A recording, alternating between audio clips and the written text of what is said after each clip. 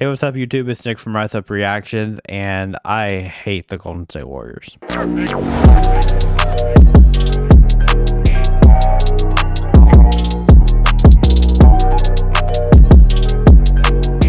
Alright, what is up, guys? I'm talking about the Warriors today. One of my least favorite topics of discussion. I just can't stand the Warriors. I really can't. I'm a Houston fan, but that really has no bearing onto why I hate the Warriors at this point. I think the Warriors are really the most overrated team in the league this year, especially for this year, because they might make it to the NBA Finals this year. They have a chance to actually make the Finals this year when, honestly, they are not that great of a team. And I'm going to prove it to you in this video why they're not that great of a team. They've had some really good performances, and that's why they've been able to beat a Kings team that hasn't been to the playoffs in 13 years. So, yeah, let's just go. So I have on screen right here kind of the Kings Warriors schedule. This is what happened. So the Sacramento Kings were a 3 seed. They made it to the playoffs for the first time in like 13 years. De'Aaron Fox, Domantas Sabonis. They have Keegan Murray. They have Kevin Huerter. They have Trey Lyles. I mean, they have a pretty solid team.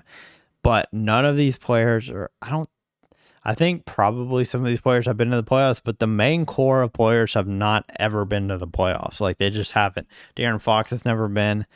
I don't think Sabonis has been. I could be wrong, but I don't think. Maybe he has in Indiana. But a lot of these guys, Keegan Murray obviously is a rookie. Kevin Huerter has been on the Hawks to the playoffs, but not a ton of experience. So this team's really young. Mike Brown is a new head coach, and he knows the Warriors system, but that doesn't really mean anything when you're in a playoff series. I mean, it means very little. So this is what happened. So first game, Kings beat the Warriors by 3. Good job, Kings. You won your first playoff game. It was an emotional game for them. Didn't really see the Warriors winning this one. They made it close. Second game, Warriors lose again in Sacramento, and you're like, oh no, the Warriors might actually be caught for their fraudulent thinkers out there that think they're really good. Then the Warriors come back to Golden State, and they're like, okay, we're not going to lose this game. You wouldn't expect them to. So they win that game. And then on April 23rd, one of the worst things happened. The Warriors won by 1 point when the Kings should have won this game. Harrison Barnes had a 3-pointer at the end that if it goes in, the Warriors are down 3-1, and they are not coming back in the series. But because the shot did not go in and because of other things that happened, the series is tied at 2.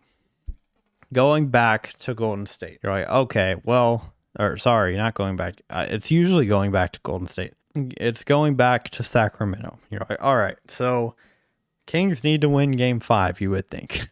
You would think the Kings need to win Game 5. That didn't exactly happen. The Warriors win Game 5. A couple of things. I mean, it was just, I think Game 5, honestly, was like the best game the Warriors played this entire year. I mean, they played really well. I don't have the stats pulled up right now from that game, but the Kings played very well, and the Warriors played well. It was a very close game throughout most of it. The Kings were trailing the majority of it.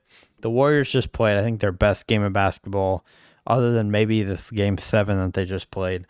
The Warriors win it, and you're like, all right, so the Warriors have won 3 straight. They're going to win 4 in a row and then just beat the Kings. No, the Kings come back. They go to Golden State and beat the Warriors by 19. When have you seen the Warriors in the last 6 years lose a Game 6? It does not happen very much. I don't know the stats on it. If y'all have researched and know, let me know, because I want to know when they've last lost a Game 6, because it doesn't happen. So that is I guess not number 1, but that is a reason why I think the Warriors are frauds this year. I really don't believe in them. They don't lose Game 6s. They just don't. That does not bode well for them. However, Steph Curry apparently fired up the locker room, and they come and they win Game 7. Golden State wins. There are some BS calls at the end. The end of the third quarter was BS. Klay Thompson totally kicked his foot out way more than his usual shooting rhythm is, just to get the leg of the defender to fall down and make it a 4-point play. That was a momentum play. Klay knew it. Klay knew if I can make this go in and get fouled, it's going to be a huge momentum.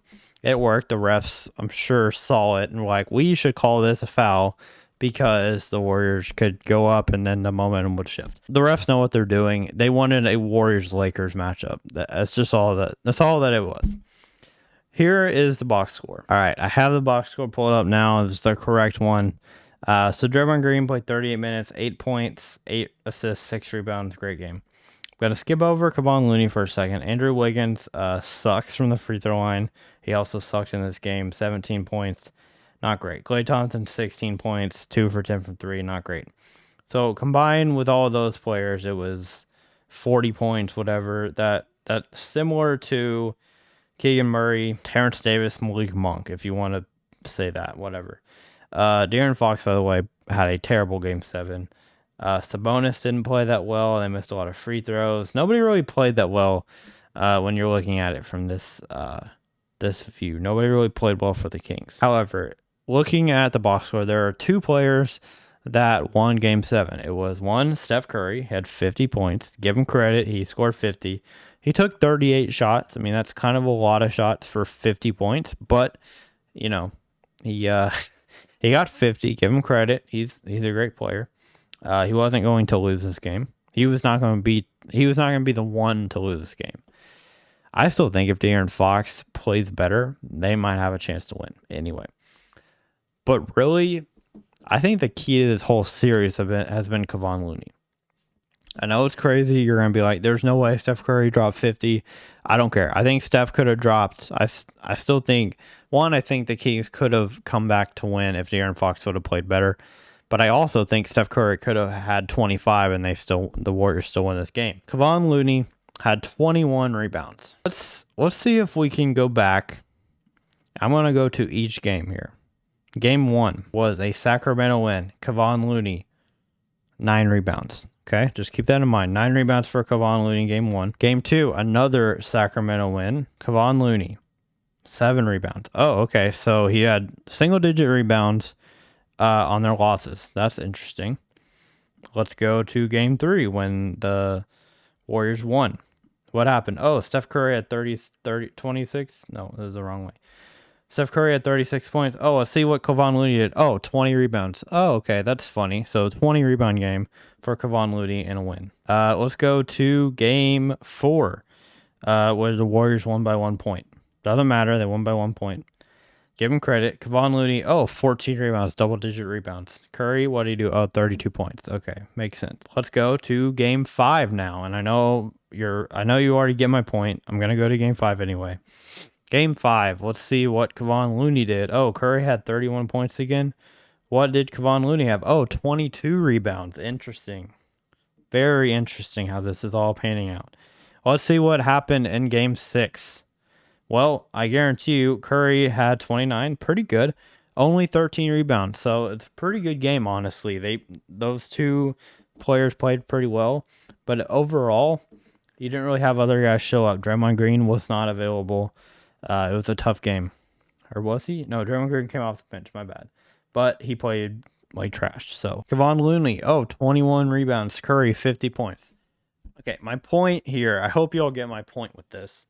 And I'm not going to, I know this is a super long video already, so I'm not going to take y'all's time to just drive my point home. But whole thing here, if Kevon Looney has more than 14 rebounds, the Warriors usually are going to win. And if Curry has 30 points or more, they're going to win. So those are the 2 key metrics for me. If Curry has more than 30, and if Kevon Looney has 14 or more rebounds, the Warriors will win. But if Kevon Looney has a struggle, if you put Anthony Davis on him like you're going to have in this next series, good luck, Kevon Looney, because if you're not getting those rebounds, who else is? Oh, Anthony Davis is. That's who. Rui Hachimura is. Oh, sorry. That's what's going to happen. Obviously, LeBron is going to play a huge factor in this. The Kings did not have a star player like LeBron. They did not have a star player like Anthony Davis. Let's just put it out there. So I believe that the Warriors could win this series. I think they could if for some reason Anthony Davis or LeBron get hurt, one, or if they can't keep Kevon Looney off the glass. But it's very simple. I believe how you stop this Warriors team is very simple on paper. Definitely harder in real life to stop them. The key thing to remember is keep Kevon Looney off the boards and limit what Steph can do. Make Klay Thompson beat you. I'm okay if Klay goes for 50. If Klay goes for 50, it's a lot different than Steph going for 50. I can tell you that right now. Just don't have it happen in game 6. That's all I'm going to say. If y'all comments, let me know. I'll see you in the next one.